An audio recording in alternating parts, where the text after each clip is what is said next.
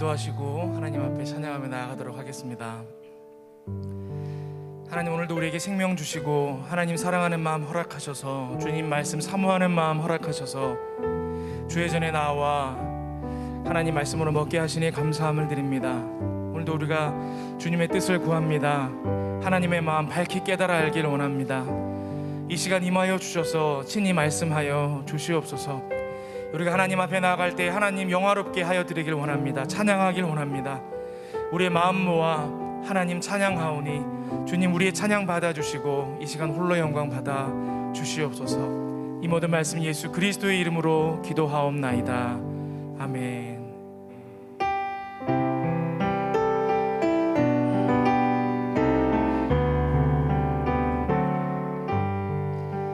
주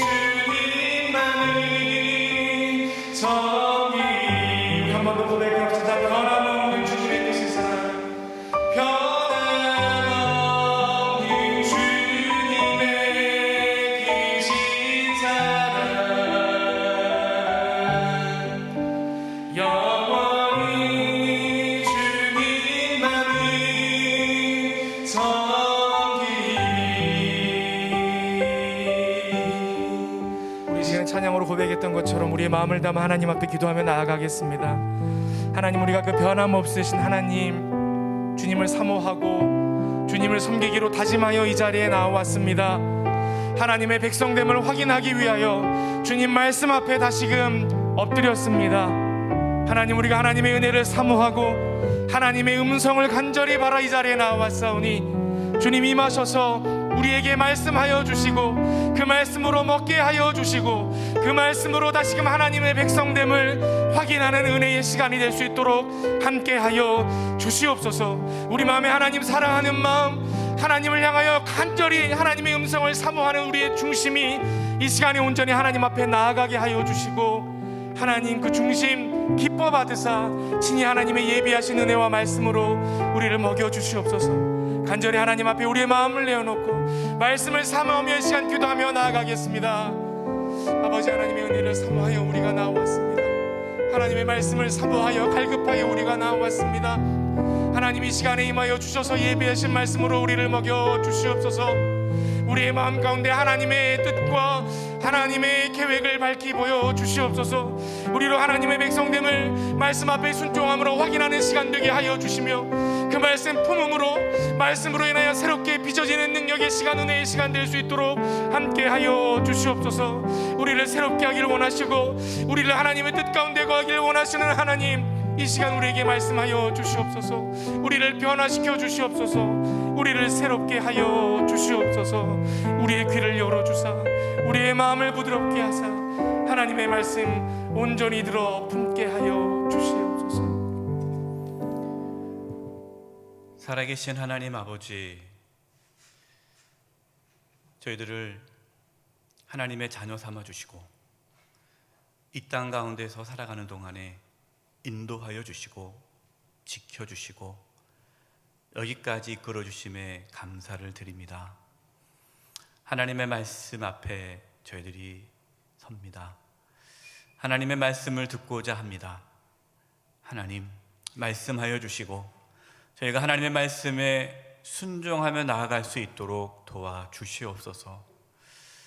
이 마지막 때에 믿음 있는 자를 보겠느냐 주님 말씀하셨는데 저희들 하나님의 마음에 합한 자들 되게 도와주시고 하나님을 기쁘시게 하는 하나님의 귀한 믿음의 자녀로 살아가도록 도와주시옵소서.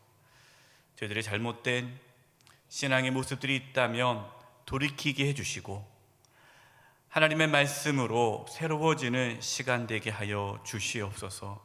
저희들을 연약합니다. 부족합니다. 말씀을 통하여 깨닫게 해주시고 하나님께서 친히 저희들을 붙잡아 주시옵소서. 코로나19 바이러스가 여전히 확산되어지고 있습니다. 하나님, 저희 성도님들 단 한 사람도 확진되지 않도록 지켜주시고 또 백신 접종 중에 있습니다. 부작용이 일어나지 않게 해주시고 안전하게 접종이 이루어질 수 있도록 역사하여 주시옵소서. 하루속히 우리 모든 성도님들이 마음껏 예배당에 모여 함께 예배하며 성도 간의 교제가 있을 수 있도록 주여 이끌어 주시옵소서. 호국 보훈의 달을 위하여 호국 보훈의 달을 맞이하여 나라를 위해 기도합니다. 하나님, 이 나라 하나님의 통치와 다스림이 있기를 원합니다. 정치, 경제, 사회, 문화 모든 영역에서 하나님의 다스림이 있게 해주셔서 하나님의 정의와 공의가 세워지게 하여 주시옵소서. 교회가 바르게 세워지게 하여 주시고 모든 기독교인들이 하나님 앞에 바로 설 수 있도록 주여 붙잡아 주시옵소서. 이 시간 귀한 예물을 드릴 손길이 있습니다. 주일 예물과 감사 예물을 드립니다. 하나님께서 예물을 기뻐 받아 주시고 하나님의 영광을 위하여 사용해 주시며 드린 심령 가운데 더욱 감사가 넘치게 하여 주시옵소서. 부족한 종입니다. 하나님의 말씀을 바르게 대언하게 해주시고 이 시간 성령 하나님께서 인도하여 주시옵소서. 방해하는 악한 세력들을 막아 주시옵소서. 주님께 부탁드리옵고 예수님의 이름으로 기도드립니다. 아멘. 할렐루야. 네, 평안하셨습니까? 네, 오늘 이제 민수기 말씀을 마치게 되고요. 또 다음 주부터는 또 신명기 말씀을 나누게 됩니다. 민수기 말씀 여러 성도님들께서 목사님 민수기 말씀이 그렇게 의미 있는지 몰랐습니다. 민수기 말씀을 읽어도 이게 무슨 내용인가 하고 그냥 대수롭지 않게 읽었는데 말씀을 통해서 민수기 말씀이 너무나 소중하다는 것을 깨달았습니다. 이렇게 여러분들이 말씀해 주셨습니다. 민수기 말씀뿐만 아니라 모든 말씀이 놀랍죠. 정말 놀라운 말씀입니다. 저번에 말씀드렸듯이 여러분 하나님의 말씀을 그냥 수천 년 전에 있었던 한 사건으로만 여러분이 바라본다면 성경은 아무리 읽어도 아무리 내가 가까이 해도 삶의 변화는 없습니다. 네, 하나님의 말씀이 바로 나에게 지금 살아가고 있는 나에게 주시는 말씀이라는 것이 깨달아지고 이 말씀이 내 삶에 들어오기 시작하면 우리의 삶에는 엄청난 변화가 있고 하나님의 능력이 나타나기 시작합니다. 저는 소망합니다. 하나님의 말씀이 우리 사랑하는 성도님들 삶 가운데 온전히 나타날 수 있기를 간절히 기도합니다. 민수기 말씀 우리가 이제 세 번째 말씀을 나누는데요. 좀 정리하겠습니다. 이스라엘 백성들이 애굽에서 종노릇하고 있을 때 하나님께서 이스라엘 백성들을 구원해 주셨습니다. 그 구원해 주신 과정을 출애굽이라고 하죠. 애굽에서 나오게 된 거죠. 10가지 재앙을 하나님께서 내리셨습니다. 이스라엘 백성들이 애굽에서 나올 수 있었던 것은 전적인 하나님의 은혜죠. 하나님의 인도죠. 이스라엘 백성들이 한 게 없지 않습니까? 하나님께서 이스라엘 백성들을 애굽에서 나오게 하셨어요. 시내산으로 하나님께서 인도하십니다. 시내산에서 약 1년간 머물면서 하나님께서 말씀을 주셨고 또한 예배, 제사죠. 제사를 어떻게 지내라 라는 것을 말씀하셨습니다. 거기에 이제 성막을 지을 것을 말씀하셨죠. 성막의 가장 중요한 것은 하나님의 임재입니다. 하나님께서 왜 이스라엘 백성들을 애굽에서 나오게 하셨을까요? 하나님의 백성 삼기 위해서예요. 그럼 하나님의 백성 삼으신 이유가 뭡니까? 하나님의 임재. 하나님께서 함께하기 위해서 그들을 백성 삼아 주신 거예요. 그래서 하나님의 임재를 눈으로 보도록 하기 위해 하나님께 성막을 짓도록 하셨고 그 성막에 하나님의 영광이 가득함으로 어디에 있든지 지난번에 말씀을 드렸죠. 성막 중심으로 다 진을 치지 않습니까? 12지파가 진을 치는데 성막 중심으로 진을 치는 거예요. 그러면은 이스라엘 백성들은 어느 곳에서 그 성막을 바라보면서 그 성막 가운데 임하신 하나님의 영광을 보면서 하나님 우리와 함께 하신다라는 것을 계속해서 경험하게 하시죠. 시내산에서 1년 머물고 그리고 광야로 하나님께서 이끄셨습니다. 광야의 삶, 40년의 광야의 삶의 내용이 이제 민수기에 들어 있습니다. 광야를 하나님께서 왜 광야로 하나님께서 이끄셨습니까? 하나님께서 뭐 하기 위해? 인도하시기 위해. 하나님의 인도하심을 받는 곳이 광야다. 그래서 우리의 삶에 하나님의 인도함이 있어야 된다는 거죠. 우리도 똑같이 우리의 삶도 광야죠. 그래서 우리의 삶에 하나님의 인도하심이 없으면 우리는 살 수가 없어요. 우리는 죽을 수밖에 없어요. 그래서 우리가 민수기 말씀을 통해 하나님께 부르짖고 간구할 것은 하나님께서 이스라엘 백성들을 광야에서 인도해 주셨던 것처럼 나의 삶도 하나님께서 인도해 달라고 간구할 때 그 광야에서 물이 나오고 만나가 주어지고 메추라기가 주어지고 또 그 광야에서 여러 가지 어려움 가운데 하나님의 보호하심과 인도하심을 우리가 말씀을 통해서 보았듯이 우리의 삶에 그것이 있기를 기도하는 것이죠. 하나님께서 이러한 인도를 통해 또 하나 훈련을 하나님께서 하신다 그랬습니다. 훈련. 어떤 훈련입니까? 믿음의 훈련이죠. 그래서 하나님께서는 광야의 40년 기간 동안 이스라엘 백성들을 인도하시고 또 훈련하심으로 궁극적으로 하나님의 목적은 뭡니까? 회복입니다. 회복. 이것이 오늘 12번째 말씀의 주제가 회복하시는 하나님. 하나님의 관심은 회복이에요. 회복.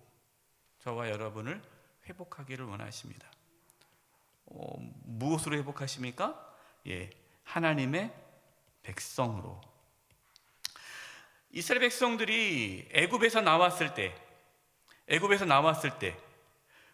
이들은 하나님께서 하나님의 백성 삼아 주셨습니다. 그러나 이들은 하나님의 백성이지만 하나님의 백성으로 온전치 못했죠. 믿음이 부족하니까 불평하고 원망하고 막 이렇게 살지 않았습니까? 이랬던 하나님의 백성이지만 성숙하지 않았던 하나님의 백성이 이스라엘 백성들을 하나님은 출애굽과 시내산 광야를 통해서 회복시켜 주시는데 성숙한 하나님의 백성으로 세워주시는 거예요.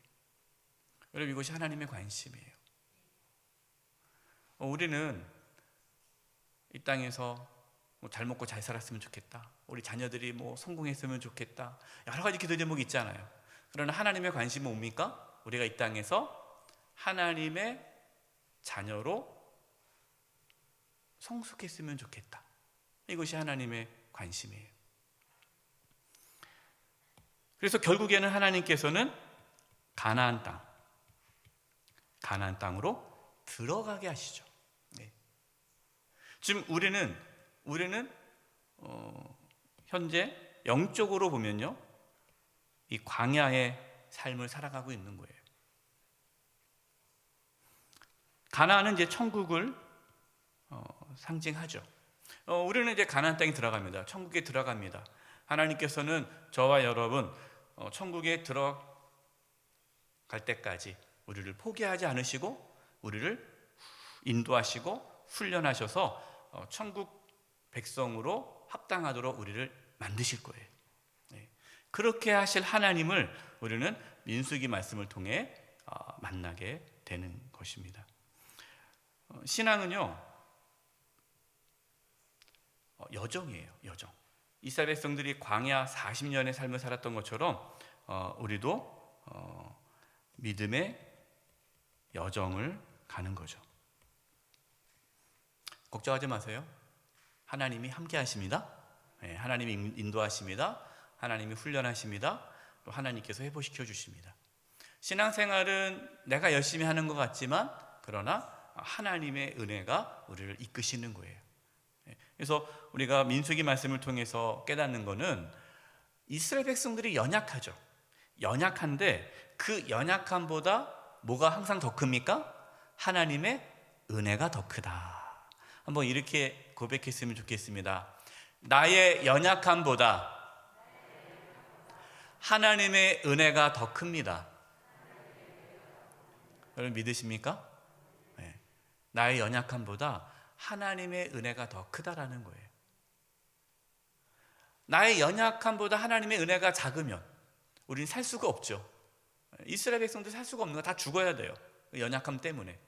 여러분, 우리가 이 땅에 살아가면서 얼마나 하나님 보시기에 연약한 모습으로 살아갑니까? 부족하잖아요. 그럼에도 불구하고 하나님의 은혜가 커서 나를 지금까지 이렇게 이끄시는 거고, 궁극적으로 하나님께서 우리를 천국으로 인도하실 것입니다. 오늘 이제 민수기 마지막 부분으로서 가나안 땅에 들어가기 직전, 이제 가나안 땅에 들어가기 직전에 있는 내용이 이제 오늘 말씀이에요. 그래서 오늘 말씀을 통해서 우리를 인도하시고 훈련하시고 궁극적으로 회복시키시는 하나님을 만날 수 있기를 바랍니다. 54페이지 보겠습니다.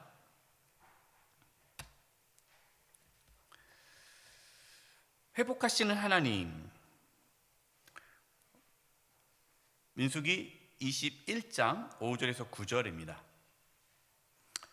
백성이 하나님과 모세를 향하여 원망하되 어찌하여 우리를 애굽에서 인도하여 내어 이 광야에서 죽게 하는가? 이곳에는 먹을 것도 없고 물도 없도다. 우리 마음이 이 하찮은 음식을 싫어하노라 하매. 여러분, 이 하찮은 음식이 뭡니까? 만나. 만나는 뭐죠? 하나님의 은혜예요. 은혜. 예. 여러분, 하나님의 은혜가 하찮게 여겨질 때 원망이 됩니다. 여러분, 우리의 삶에 하나님의 은혜를 하찮게 여긴 적은 없습니까? 하나님의 은혜인데 그것이 뭐 그게 하나님의 은혜야, 당연한 거지. 여러분, 그러면 우리의 삶에 원망이 생기는 거예요. 저와 여러분은 하나님의 은혜가 하찮지 않고 하나님의 은혜가 정말 귀하게 느껴질 수 있는 영적인 감각이 살아날 수 있기를 바랍니다. 그분들은 너무나 감사한 거예요. 막 감사해요. 이렇게 좋은 교회 다녀서 감사하고, 이렇게 예배드리기 위해서 감사하고, 이렇게 같이 말씀드려서 감사하고, 이렇게 걸어 나올 수 있는 것도 감사하고, 모든 게 다 감사하고, 그분은 하나님의 은혜가 점점 풍성해지는데 계속 불평하고 원망하고 하찮게 여기고 하나님의 은혜를 귀하게 여기지 않으면 그 삶은 이제 무너지는 거예요. 원망을 합니다. 하나님 은혜가 하찮게 됐어요. 이게 첫 번째 원망이죠. 6절 보십시오. 여호와께서 불뱀들을 백성 중에 보내어 백성을 물게 하심으로, 이 독사죠. 불뱀을 보내셨어요. 이스라엘 백성 중에 죽은 자가 많은지라. 많이 죽었습니다. 이건 징계죠. 여러분, 하나님께서 우리를 때로 징계하십니다. 징계의 목적은 우리를 회복하기 위해서예요. 왜? 그렇게 원망하다가 살다가는 그 영혼이 죽으니까. 그러니까 원망하고 불평하며 살다가는 끝내 죽지 않겠습니까? 그렇기 때문에 하나님께서 회개케 하시는 거예요. 그래서 징계를 주시는 겁니다. 징계. 7절, 백성이 모세에게 이르러 말하되 우리가 여호와와 당신을 향하여 원망함으로. 자, 여기 보세요. 백성이 하나님뿐만 아니라 지도자 모세를 향해서 원망한 거죠. 원망함으로 범죄하였사오니 여호와께 기도하여 이 뱀들을 우리에게서 떠나게 하소서. 모세가 백성을 위하여 기도하매 회개가 일어났습니다. 여러분, 회복을 하려면요, 회개하셔야 돼요. 회개하지 않으면 회복은 일어나지 않습니다. 다른 것으로 회복이 안 돼요. 회개해야 돼요. 회개. 그래서 회개함으로 원망함을 번제했습니다. 이제 기도해달라고 합니다. 8절, 모세가 기도했더니 하나님께서 8절, 여호와께서 모세에게 이르시되 불뱀을 만들어 장대 위에 매달아 물린 자마다 그것을 보면 살리라. 하나님께서 이제 용서해 주시고 약속을 주셨어요. 무슨 약속? 회복의 약속, 구원의 약속을 주십니다. 구원의 약속. 그 약속이 뭡니까? 불뱀을 놋으로 이렇게 형상을 만들어 가지고 장대 위에 매달아 그를 들어 올려라. 그러면서 뱀에게 물린 자, 여러분, 뱀에게 물린 자는 어떻게 됩니까? 죽는 거예요. 이제 죽어가는 거예요. 죽어가는 거예요. 물리자마자 죽지 않아요. 물리면 독이 퍼져서 처세에 죽어가는 겁니다. 근데 죽어가는데 그 장대를 보면 살리라 그랬어요. 하나님께서 약속하신 거죠. 9절, 모세가 놋뱀을 만들어 장대 위에 다니 뱀에게 물린 자가 놋뱀을 쳐다본 즉 모두 살더라. 모두 살더라. 여러분, 이 놋뱀이 누구를 상징한다고 말씀드렸습니까? 예수님. 우리가 이 이스라엘 백성들과 같은 거죠. 우리가 하나님을 모르기 때문에 하나님을 원망하고 삶을 원망하고 죄 가운데 살아가는데 그 죄로 인해서 심판을 받아 죽게 되어 있는 거예요. 그러니까 우리는 마치 예수님 믿기 전에 어떤 자와 같아요? 독사에 물려서 서서히 죽어가는 자와 같은 거예요. 죄인인 거예요. 독사에 물렸습니다. 아직 죽지 않았지만 죽을 사람인 거예요. 그게 우리였어요. 하나님께서 우리를 구원하기 위해 예수님을 보내주셨죠. 약속하셨습니다. 누구든지 예수님을 믿는 자는 구원을 받으리라. 여러분, 노뱀을 만들어서 장대에 매달았지만 그것을 바라보지 않으면 살 수가 없는 거예요.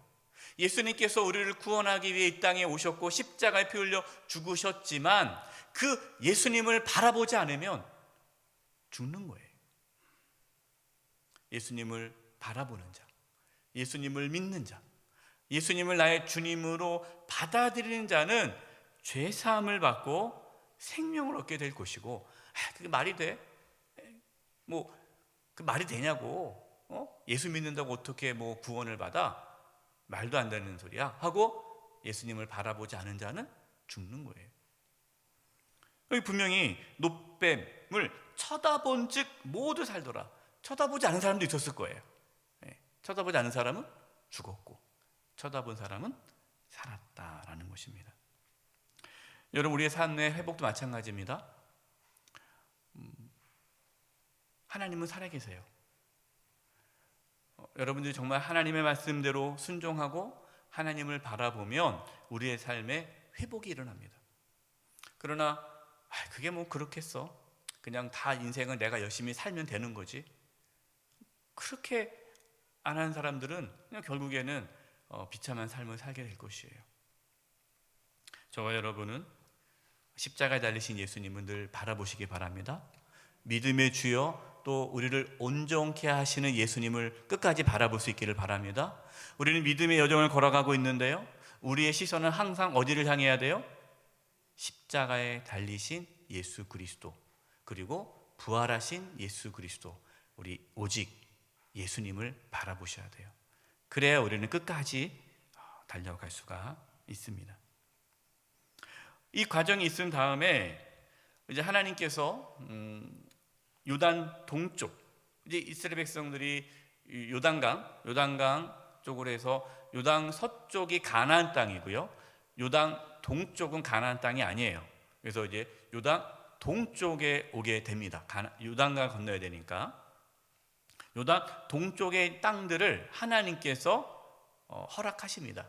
그 땅에 있는 아모리 왕, 바산 왕들이 길을 내주지 않아요. 그래서 전쟁을 일으킵니다. 그래서 하나님께서 그 땅을 이스라엘 백성들이 허락하죠. 그래서 아모리 왕 시온, 바산 왕 옥이 이제 죽고 그 땅이 이제 이스라엘 백성들 땅이 되는 거죠. 그러자 이제 발람이, 이 발람 왕이 이스라엘 모압 왕입니다. 그러니까 이스라엘 백성들이 이제 요단 동쪽 땅을 점령하고 요단 동쪽 바로 옆에 있는 땅이 모압 땅이에요. 이 모압 평지인데 그 모압의 왕 발락이, 모압의 왕 발락이 두렵잖아요. 소문을 들으는 거예요. 아모리 왕 시온이 죽고 바산 왕 옥이 죽었고 다 점령했다는 얘기를 듣고 이제 이 발락이 발람을 부릅니다. 발람은 이렇게 좀 뭔가 이렇게 약간 그 당시에 어떤 영적인 사람이었어요. 그래서 이 발람을 불러다가 이 이스라엘을 저주하도록 이렇게 부탁을 하죠.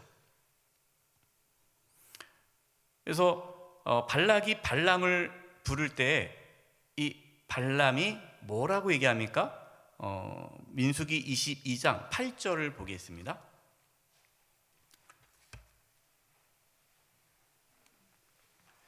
민수기 22장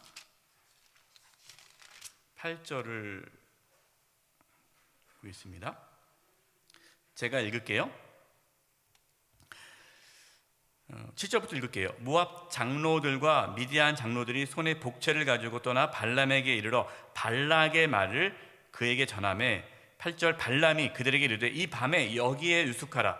여호와께서 내게 이르시는 대로 너희에게 대답하리라. 모압 귀족들이 발람에게서 유숙하니라. 뭐라고 얘기했냐면요, 하나님께서 내게 이르시는 대로 나는 할 수밖에 없다.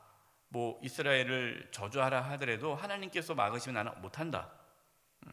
그렇게 얘기를 해요. 그래서 22장 12절입니다. 22장 12절 하나님이 발람에게 이르시되 너는 그들과 함께 가지도 말고 그 백성을 저주하지도 말라. 그들은 복을 받은 자들이니라. 하나님께서 막으시는 거죠. 이 이스라엘 백성들을 지켜주시는 거예요. 저주를 못하게 가지도 말라 그렇게 합니다. 근데 이제 이 발람이 안 간다고 하니까 또 발락이 또 계속 회를 하지 않습니까? 그러니까 또 마음이 또 흔들려요. 그래서 이제 두 번째 또 내가 물어보겠다. 왜 물어봅니까? 물어볼 게 없잖아요. 하나님께서 가지 말라 그랬으면 이제 딱 끊어야 되는데 계속 자기도 이제 가고 싶은 거예요. 그리고 우리가 그럴 때가 있지 않습니까? 하나님께서 안 된다고 했는데 계속 또 물어봐요. 왜 물어봐요? 하고 싶은 거예요. 떼쓰는 거죠, 하나님한테.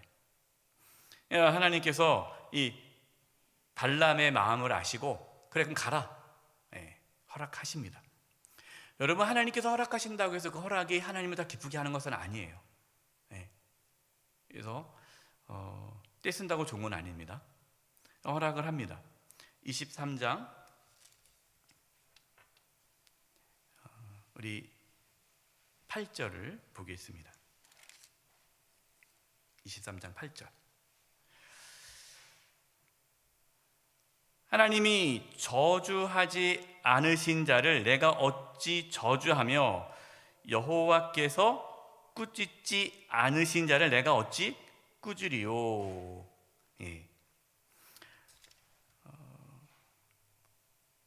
하나님께서는 이제 첫 번째 예언으로 하나님이 저주하지 않은 백성을 내가 저주할 수 없다라고 해서 말씀대로 하죠. 두 번째 예언이 민수기 23장 19절입니다. 민수기 23장 19절 하나님은 사람이 아니시니 거짓말을 하지 않으시고 인생이 아니시니 후회가 없으시도다. 어찌 그 말씀하신 바를 행하지 않으시며 하신 말씀을 실행하지 않으시랴. 그래서 두 번째 예언에도 저주하지 않고 축복을 합니다. 그러니까 발락이 이제 화가 난 거예요. 그래서 또 세 번째 또 요구를 합니다. 세 번째도 마찬가지로 발람은 또 축복을 합니다. 24장 13절 보겠습니다. 가령 24장 13절 발락이 그 집에 가득한 은금을 내게 줄지라도 나는 여호와의 말씀을 어기고 선악간에 내 마음대로 행하지 못하고 여호와께서 말씀하신 대로 말이라 하지 아니하였나이까. 네 번을 거쳐서 이제 발락은 저주하라 그러고 발람은 저주하지 않고 축복을 합니다. 근데 여러분 여기서요, 발람이 계속해서 하나님 말씀에 순종하면 좋은데 발람이 꾀를 내죠. 그 꾀가 뭡니까? 민수기 31장 16절입니다. 민수기 31장 16절 한번 찾아보겠습니다. 민수기 31장 16절 보라, 이들이 발람의 꾀를 따라 이스라엘 자손을 부올의 사건에서 여호와 앞에 범죄하게 하여 여호와의 회중 가운데 연병이 일어나게 하였느니라. 하나님께서 발람의 저주를 막으셨어요. 네 번을 거쳐서. 그러나 발람은 그 하나님의 말씀에 순종하지 않고 결국 발락이 주는 그 보화, 그 권세, 이것의 유혹에 넘어가서 제안을 합니다. 꾀를 냅니다. 내가 뭐 하나님 말씀대로 살아야 되기 때문에 나는 뭐 저주할 수 없고 말씀대로 전해야 되기 때문에 안 되겠지만 이스라엘이 멸망할 방법을 알려주겠다. 그들이 하나님 앞에 음행을 행하면 하나님께서 그들을 심판할 것이다. 그러니까 그들이 나쁜 짓을 하나님 앞에 범죄하도록 죄를 짓도록 유혹하라. 그래서 그 모압 왕 발락이 그 발람의 꾀를 듣고 그래 그게 좋겠구나 해서 25장에 이 모압 여인이 이 이스라엘 남성들을 유혹하게 합니다. 그래서 모압 여인의 그 유혹으로 이스라엘 백성 남성들이 음행을 하게 되고 또 그 모압의 신을 섬기게 되는 그러한 영적인 타락을 갖도록 하죠. 55페이지 두 번째 발람의 저주를 막으신 민수기 22장 32, 33절을 보겠습니다. 그때 여호와께서 발람의 눈을 밝히심에 여호와의 사자가 손에 칼을 빼들고 길에 선 곳을 그가 보고 머리를 숙이고 엎드리니 여호와의 사자가 그에게 이르되 너는 어찌하여 내 나귀를 이같이 3번 때렸느냐 보라 내 앞에서 내 길이 사악함으로 내가 너를 막으려고 나왔더니 나귀가 나를 보고 이같이 3번 돌이켜 내 앞에 피하였느니라. 나귀가 만일 돌이켜 나를 피하지 아니하였다면 내가 벌써 너를 죽이고 나귀는 살렸으리라. 여러분 이것이 이제 하나님께서 발람에게 가라라고 명령했을 때 나귀를 하나님께서 말하게 해서 발람에게 깨닫게 해주는 사건이죠.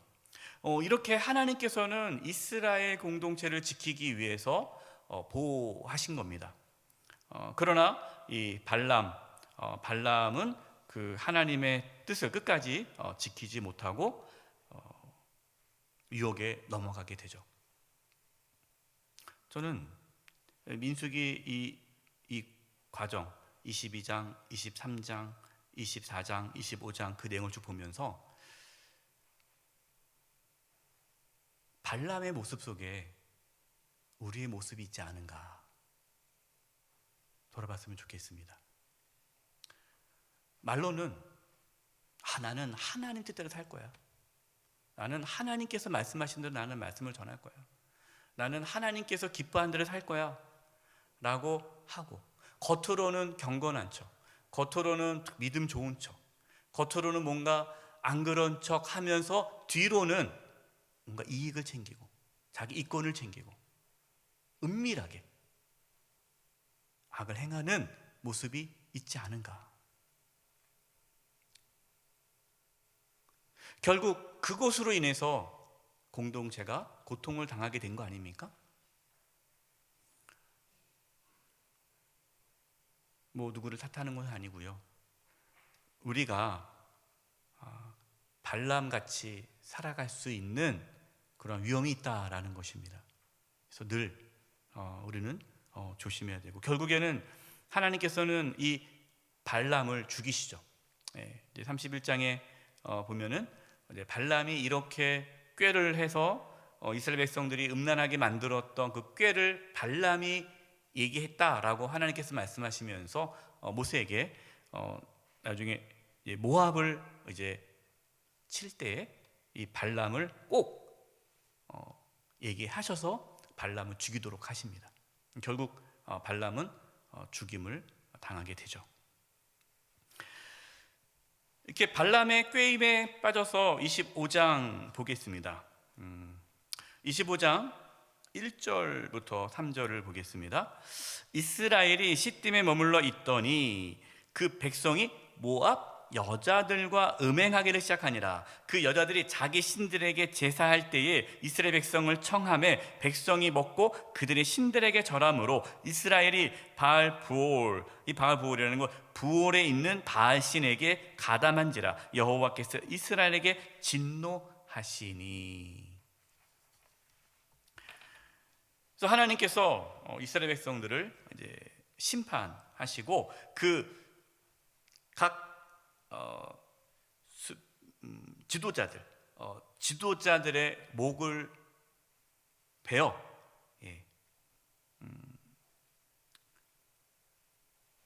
달아놓으라라고 하나님께서는 아주 엄하게 말씀하십니다. 그리고 그때 이 비느하스, 세 번째 비느하스 질투심인데요. 민수기 25장 11절을 읽도록 하겠습니다. 시작. 제사장 아론의 손자 엘르아살의 아들 비느하스가 내 질투심으로 질투하여 이스라엘 자손 중에서 내 노를 돌이켜서 내 질투심을 그들을 소멸하지 않게 하였도다. 이때 연병으로 죽은 자가 24,000명인데요. 24,000명. 이제 비느하스, 제사장 아론의 손자 비느하스가 그 모압 여인과 음행을 행하는 그 이스라엘의 지도자들을 보면서 분노가 일어난 거예요. 질투심. 이 질투심은 이제 하나님을 향한 뜨거운 마음이죠. 이스라엘 백성들이 하나님을 떠나 음행을 하고 악한 일을 한 것에 대한 분노가, 거룩한 분노가 일어나서 비느하스가 창을 들고 가가지고 그 음행한 지도자와 그 모압 여인을 찔러 죽이는 사건이 있죠. 이제 그것으로 인해서 이제 하나님의 진노가 이제 사라지게 되는 겁니다.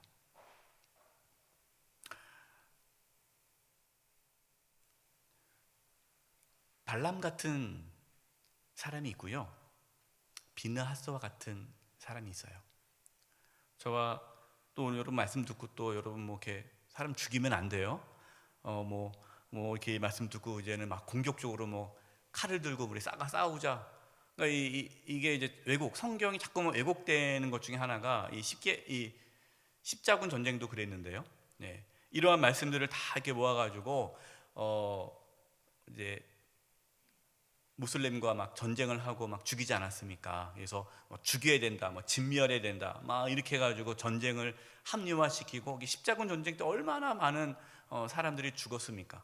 네, 그것은 잘못된 성경을 왜곡했기 때문에 이게 무서운 거예요. 그래서 여러분 성경을 왜곡하잖아요. 그러면 신앙이 이게 왜곡되면요 엄청 무섭습니다. 정말 무서운 거예요. 네. 그래서 여러분들이 비느하스의 질투심 이 말씀을 보면서 이제 창 들고 나가 싸우자 이러면 안 되고요.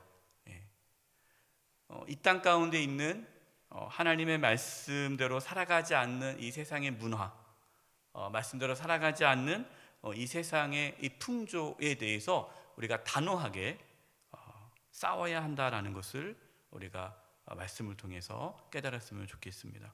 우리의 삶에 다른 삶을 볼 거 없고요. 내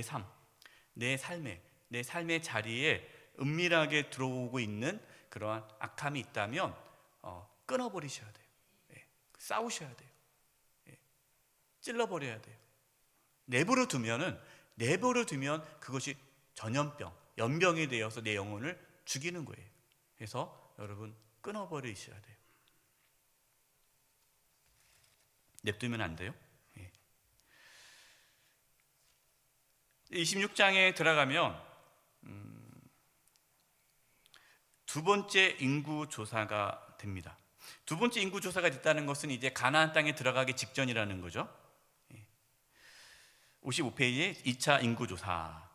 지금 모압 평지에 이르렀습니다. 민수기 26장 51절 보겠습니다. 이스라엘 자손에 계수된 자가 60만 1730명이었더라. 모세와 51절만 한번 보면요, 여러분 그 숫자를 좀 볼게요. 1차 처음에 이스라엘 백성들이 광야로 들어가기 전에 이제 시내산을 출발할 때 인구 조사를 했죠. 그 인구 조사할 때 숫자가 1차 인구 조사 숫자가 60만 3,550명이었어요. 그리고 이제 약 40년의 시간이 지나서 이스라엘 백성들이 1세대는 다 죽고 여호수아 갈렙만 남고 다 죽지 않습니까? 그 인원이 60만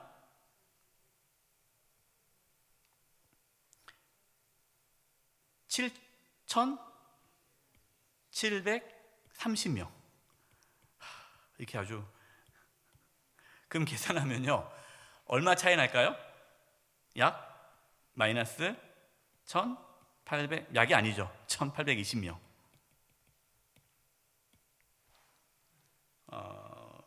인구가 줄었어요.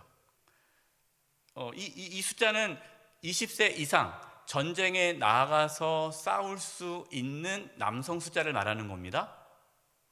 여러분, 약 40년의 시간이 지났어요.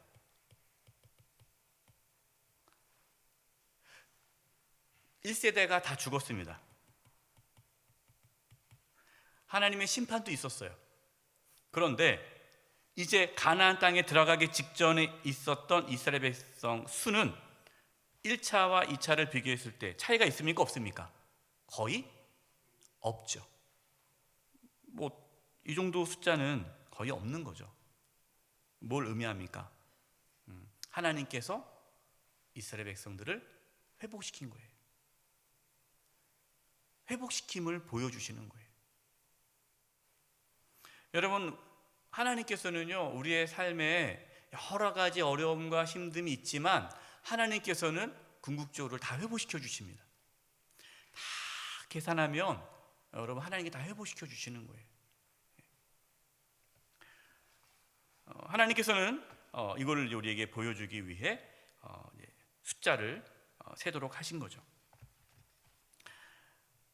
민수기 26장 64절과 65절 마저 읽겠습니다. 64절이에요.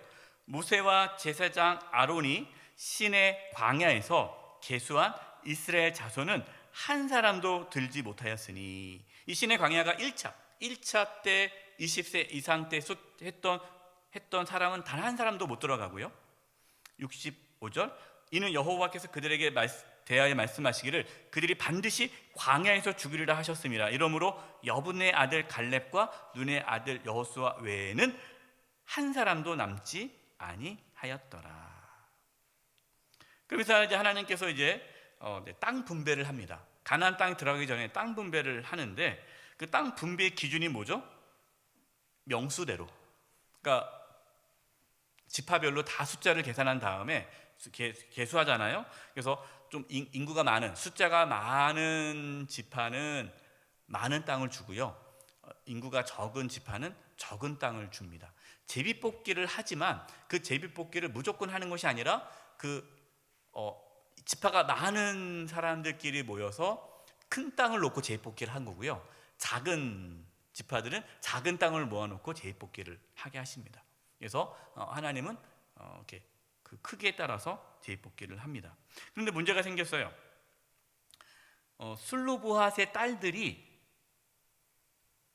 물어봅니다. 우리에게는 아들이 없는데 딸들만 있는데 그러면 다 모든 게 그 당시 아들 중심으로 이게 땅이 이어지는데 우리 아버지가 받은 땅은 아들이 없는데 그러면 그 땅은 어떻게 됩니까? 라고 질문을 해요. 이것이 민수기 27장 4절입니다. 여러분, 이게 왜 중요한가? 한번 보세요. 민수기 27장 4절. 어찌하여 아들이 없다고 우리 아버지의 이름이 그의 종족 중에 삭제되리이까? 우리 아버지의 형제 중에서 우리에게 기업을 주소서 하네. 이제 슬로보의 딸들이 찾아와서 얘기를 했어요. 근데 여러분, 민수기 27장 1절 보면요, 그 딸들의 이름이 다 나옵니다. 말라, 노아, 호글라, 밀가, 디르사. 놀랍지 않습니까? 사실 이 엄청난 그 땅을 배분하고 분배하고 이런 부분에 있어서는 어떻게 보면 상당히 작은 일이잖아요. 굳이 그걸 기록할 필요가 있을까? 그리고 그 당시에 여성들은 전혀 이게 인권이 없었던 시대고, 그러나 하나님께서는 그렇게 보지 않으십니다. 아주 사소하고 작은 일이지만 이들에게 큰일이잖아요. 그래서 하나님께서는 이것을 중요하게 다루는데, 저는 이 말씀을 묵상하다가 참 감명 깊었던 게 모세의 반응이에요. 모세 5절 보십시오. 민수기 27장 5절. 모세가 그 사연을 여호와께 아뢰니라. 모세가, 여러분 지금 모세가 이제 거의 노년이죠. 이제 뭐 120세가 됐지 않습니까? 이제 그동안 얼마나 많은 판결을 했고 그동안 얼마나 많은 일들을 해왔습니까? 그럼 어떻게 보면 인간적으로 바라보면요, 이건 작은 일이에요. 그러면 쉽게 그냥 모세가 알아서 처리할 수 있습니다. 근데 모세는 그러지 않아요. 모세는 하나님께 아뢰니라. 여러분, 이것이 지도자의 모습이어야 돼요. 여러분, 우리는 모든 일에 하나님과 의논하고 하나님께 물어봐야 돼요. 근데 하나님께서 뭐라고 말씀합니까? 예, 딸들에게도 줘라. 예. 8절이에요. 27장 8절. 너는 이스라엘 자손에게 말하여 이르기를 사람이 죽고 아들이 없으면 그의 기업을 그의 딸에게 돌릴 것이요. 할렐루야. 예. 놀랍죠? 예. 하나님은 정말 좋으신 분이세요. 네. 딸들에게도 주라.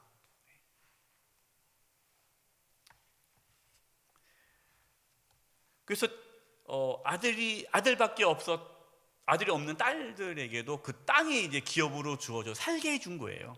네. 하나님께서는 그 딸이지만 그래도 그 가문을 땅을 준다는 것은 그 생존의 문제거든요. 그래서 하나님께서는 그렇게 인도해 주셨습니다. 그러고 나서 이제 후계자를 세웁니다. 27장에 이제 모세가 여호수아 후계자를 세우죠. 하나님께서 이제 여호수아를 세우도록 하십니다. 그러고 나서 이제 28장에 제사, 28장 29장에 제사에 대한 말씀이 나와요. 이 말씀은요, 출애굽기 29장에 나오고 또 레위기에 나왔던 말씀이 반복적으로 나옵니다. 이 말씀을 왜 주십니까? 이제 이스라엘 백성들이 가나안 땅에 들어가면 가나안 땅에 살고 있는 가나안 족속들이 섬기고 있는 신들이 있잖아요. 바알신. 그들을 섬길 수 있을 거 위험이 있잖아요. 그래서 하나님께서는 다시금 이스라엘 백성들이 제사에 대해서 알아야 되니까 다시금 제사를 어떻게 지내고 너희들이 지켜야 할 제사가 무엇이다라는 것을 다시 하나님께서 말씀해 주십니다. 그래서 그 순서를 보면요, 교재에 나와 있어요. 55페이지에 보면 매일 제사를 드리게 하고요. 그 다음에 안식일, 일주일에 한 번이죠. 그 다음에 초하루는 매월 첫째 날, 그럼 1월 1일, 2월 1일, 3월 1일 이렇게 초하루에 또 하나님께 제사를 지내고요. 6월절, 77절, 맨 마지막에 장막절, 이건 이제 순서대로 되어 있기 때문에 이렇게 했는데 3대 절기죠. 6월절, 77절, 장막절 3대 절기에 대해서 말씀하고요. 7째 달 초하루, 초하루는 또 매일 그때부터는 또 제사를 지내고, 그다음에 속죄일 7월 10일 대속죄일에 대해서 말씀합니다. 여러분, 여기서 우리가 여러분이 이제 28장, 29장을 읽으셨을 텐데 읽으시면서 앞에 있는 말씀 또 계속 반복적으로 나오는구나 라고 아마 느끼셨을 거예요. 네, 내용은 반복적이에요. 그런데 여러분, 거기서 반복적으로 나오는 말씀 중에 눈에 들어오는 거 없었습니까? 뭐 다양하게 다르겠지만 저는 이 말씀이 눈에 들어왔어요. 뭐냐면 아무 일도 하지 말 것이며, 아무 일도 하지 말 것이며. 성의를 지키는데 아무 일도 하지 말 것이며. 여러분, 이것이 반복적으로 나옵니다. 이게 무슨 말일까요? 아무 일도 하지 말 것이며. 아무 일도 하지 말아라 라는 것이 하나님의 명령인데 아무 일을 하지 말라는 것은 무슨 말씀일까요? 하나님께 집중하라는 거예요.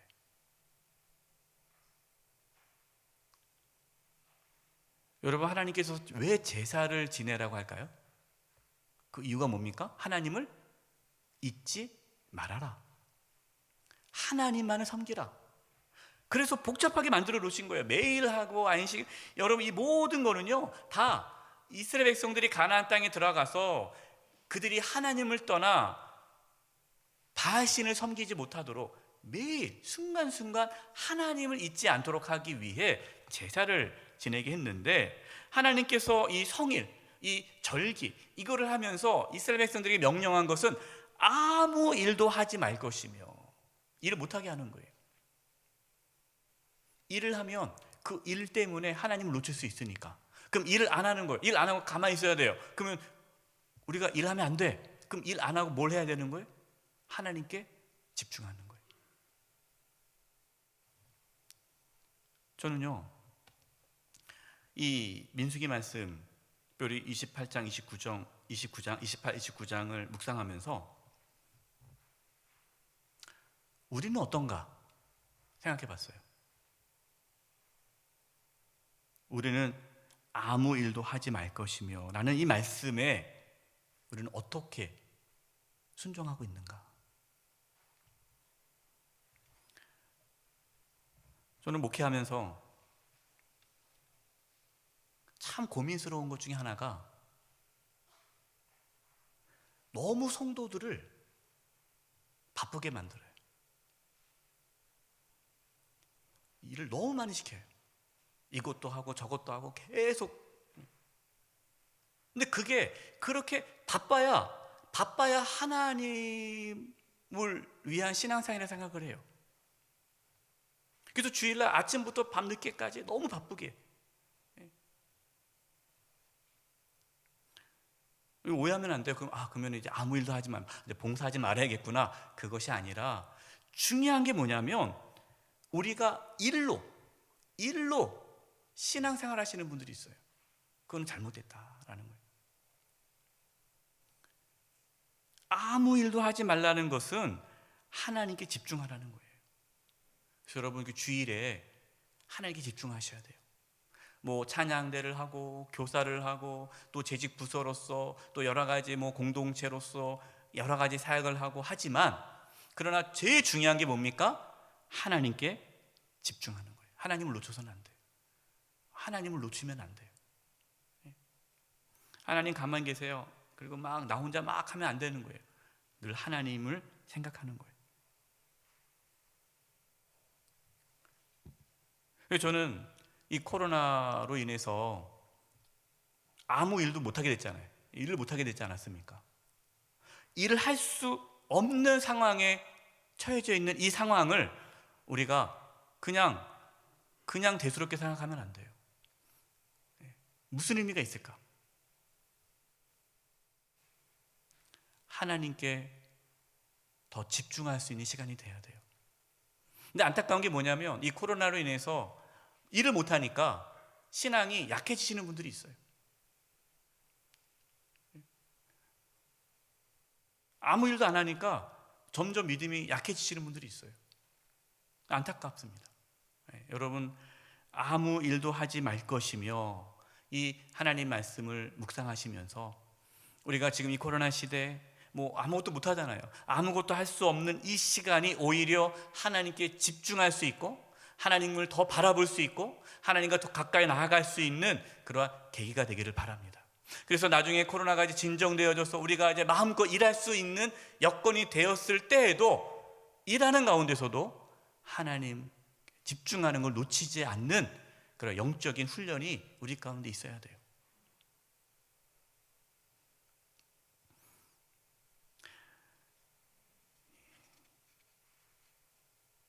30장에 들어가면 서원에 대한 말씀이 나옵니다. 30장. 여기는 이제 기록하진 않았어요. 지명 관계상. 서원에 대해서 얘기를 하는데, 그 서원을 하는데 딸이 결혼하기 전에는 여성이 하나님께 서원을 합니다. 그런데 아버지가 그 서원을 허락하지 않아요. 그러면은 그 서원은 무효가 돼요. 근데 결혼했습니다. 여인이 결혼을 했어요. 근데 이 여인이 하나님께 서원을 했어요. 근데 남편이 허락하지 않아요.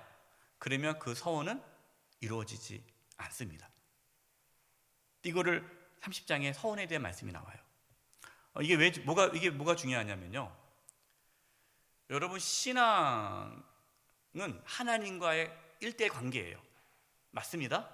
그런데 또 우리가 잊지 말아야 할 것은 신앙은 하나님과의 관계지만 그 하나님과의 관계 속에서는 수평적인 관계도 있습니다. 그래서 제가 전에 있는 교회에서 어떤 권사님 찾아오셨어요. 오셔가지고 자기가 이제 건물이 있는데 강남에 압구정도에 건물이 있는데 이 건물을 목사님께 주고 싶대요. 그래서 저를 왜 줍니까? 했더니 하나님 기도하는 가운데 하나님께서 목사님에게 주면 목사님이 이거를 잘 하나님 뜻대로 사용한다라는 그런 마음을 받았대요. 근데 그게 뭐 수백억 건물이에요. 네. 그럼 저는 그거 받고 할렐루야 하나님의 응답이다 하고 제가 다 받았을까요? 안 받았어요. 왜냐?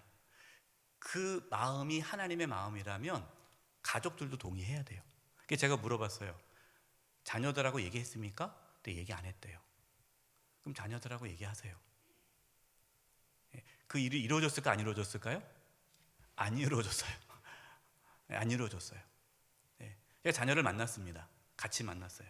그래서 제가 얘기했어요. 이거는 가족이 다 동의하고 가족이 기뻐해야 된다. 우리 이게 신학교 가겠다고 하는 분들 중에 그런 분이 있어요. 찾아와서 나이 드시고 나서 자기가 응답받았대요. 목회하겠다고. 어떤 분들은 선교사 가겠다고. 전 물어봅니다. 가족과 상의했습니까? 그럼 안 했대요. 그럼 가족과 상의하세요. 그럼 그렇게 얘기해요. 아니 이것은 하나님께 나에게 주신 거라 자기는 가족의 허락 없이 자기 하겠다라는. 제가 말씀드립니다. 그것은 하나님 뜻이 아닙니다. 하나님의 뜻이라면 가족이 함께 마음을 모으게 하실 것입니다. 가족이 반대한다면 그건 하나님의 뜻이 아닙니다. 우리가 잘못 알고 있는 것 중에 하나가 은혜 받았다고 해서 막 서운하시고 은혜 받았다고 막 하시는 분들이 있어요. 여러분 좋습니다. 좋은데 검증이 있어야 돼요. 그 검증이 뭡니까? 가족의 동의예요. 이게 중요합니다. 그래서 여러분 헌금할 때도요. 헌금할 때 가족과 상의하고 헌금하셔야 돼요. 우리에게는 그런 경우가 못 들어봤는데 제가 목회하면서 그런 일이 있었거든요. 헌금했어요. 엄청나게 많은 금액을. 근데 자녀들이 와서 그거 달라는 거예요. 부모님께 헌금한 거 달라고. 우리 교회에는 우리 못 준다. 그것 때문에 소송이 부르는 교회도 있어요. 여러분 그건 전혀 하나님의 뜻이 아니에요. 그래서 여러분의 어떤 감동이 있을 때 가족과 상의해서 그 서원을 이루어가는 것이지 그냥 내가 아마 은혜 받았다고 막 해서는 안 돼요. 혹시 감동 있으신 분 계세요? 서원하시려고 그 가족과 상의를 하셔야 돼요. 이것이 이제 30장 부분입니다. 우리가 하나님께서 역사하시는 부분을 너무 이렇게 감정적으로 하시면 안 되고요. 하나님은 늘 이렇게 질서대로 하십니다. 그 다음에 56페이지 보겠습니다. 땅 분배, 임의와 아직. 하나님께서 이제 땅 분배를 이제 허락하셨어요. 이제 32장에 가면은 요단 동쪽 땅을 이미 차지했죠. 그래서 르우벤, 갓, 므낫세, 반지파. 므낫세 지파가 있는데 그 므낫세 지파 중에 반 정도가 이 두 지파 반이죠. 이 지파가 요단 동쪽에 머뭅니다. 그러자 모세가 화를 내죠. 우리가 가나안 땅에 들어가야지 여기 머물면 어떡하냐? 그랬더니 이 르우벤, 갓, 므낫세 반지파가 아니다. 우리가 여기에 자녀들만 두고 우리가 가나안 땅에 들어가서 우리가 싸움할 때 맨 앞에 서겠다. 그리고 다른 지파들이 다 땅을 차지하면 그제서 우리가 돌아오겠다라고 약속한 다음에 그 땅을 받습니다. 그리고 땅 분배를 이루어져요. 56페이지 1번 가나안 땅 회복. 민수기 33장 51, 53. 이스라엘 자손에게 말하여 그들에게 이르라. 너희가 요단강을 건너 가나안 땅에 들어가거든 그 땅의 원주민을 너희 앞에서 다 몰아내고 그 새긴 석상과 부어만든 우상을 다 깨뜨리며 산당을 다 헐고 그 땅을 점령하여 거기 거주하라. 내가 그 땅을 너희 소유로 너희에게 주었음이라. 하나님께서 이스라엘 땅, 가나안 땅을 주셨습니다. 주셨어요. 그런데 여러분, 받았어요. 받았지만 실제로 그 땅에 들어가서 싸워야 되지 않습니까? 그러니까 그 땅을 다시 또 차지해야 돼요. 이것이 이미와 아직이라는 거예요. 이게 중요한 부분입니다.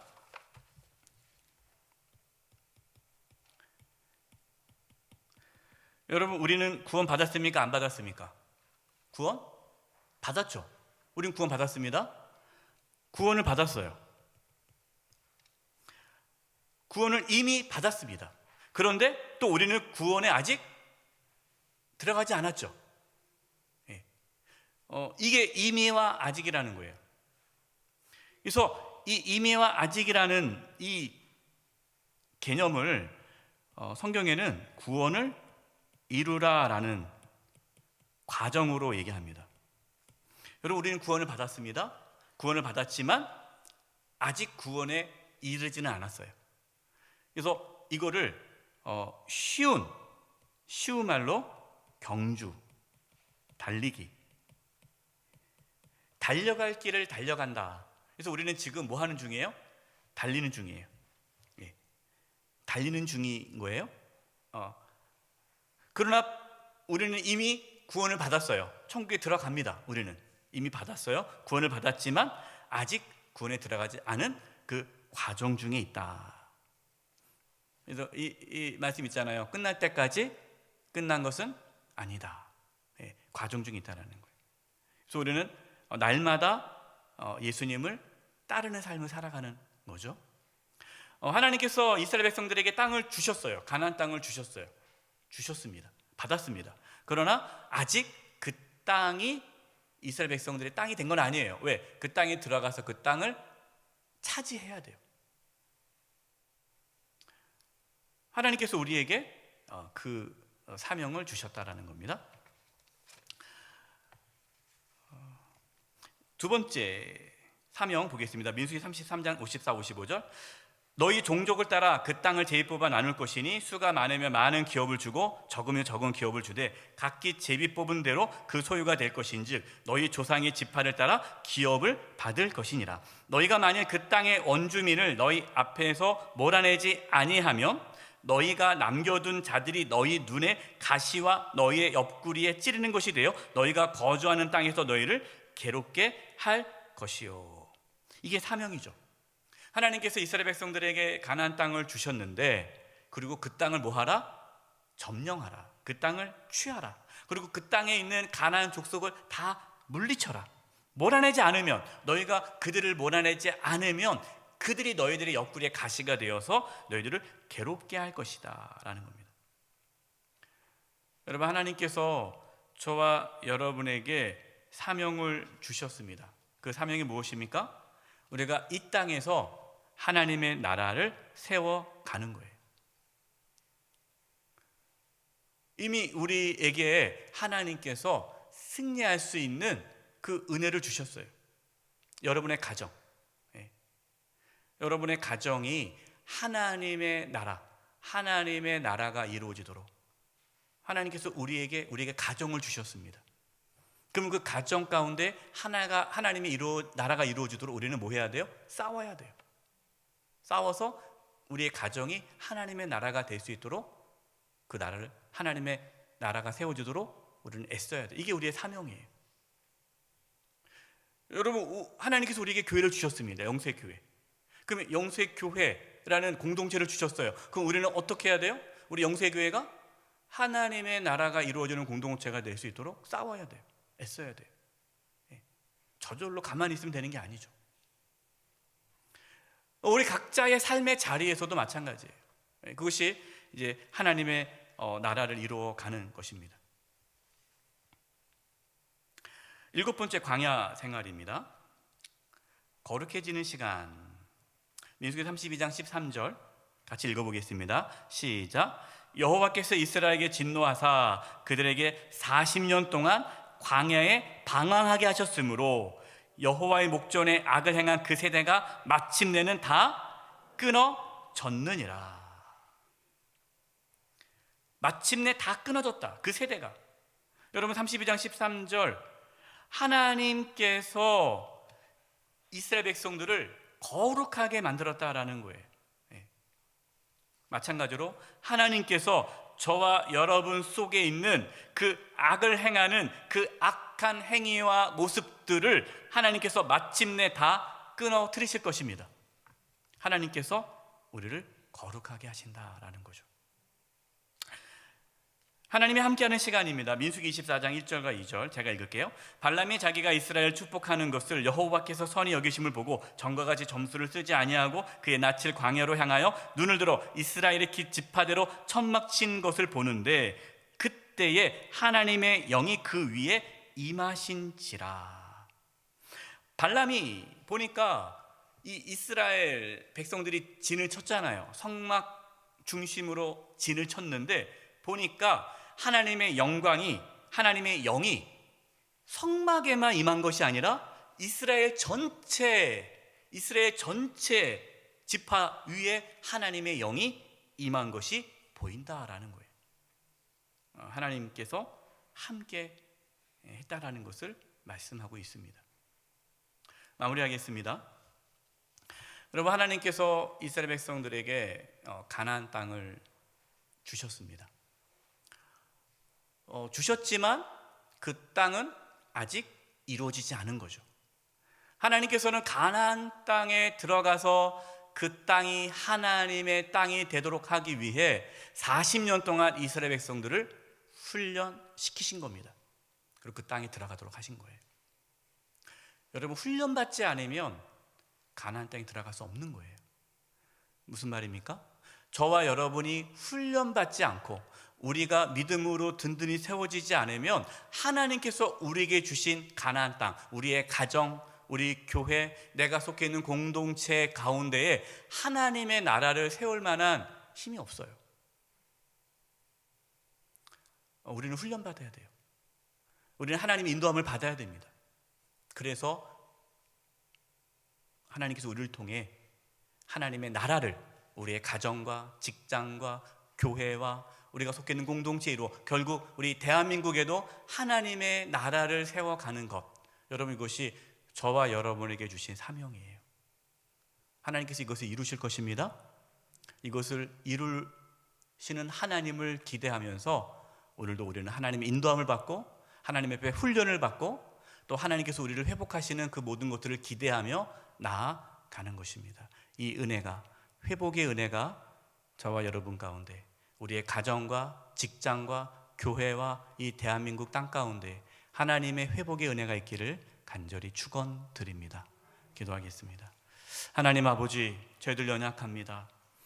원망하고 불평하고 부족한 이스라엘 백성들을 하나님께서 광야에서 인도하시고 훈련하시고 회복해 주셨던 것처럼 저희들의 가정이, 저희의 직장과 저희의 삶의 자리, 이 영수의 교회와 또 이 대한민국에 회복의 은혜가 있게 하여 주시옵소서.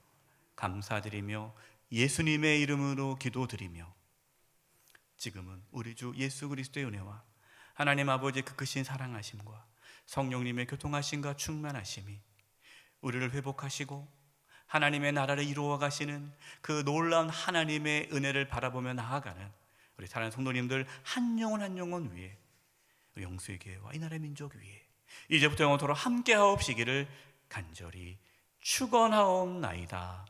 아멘.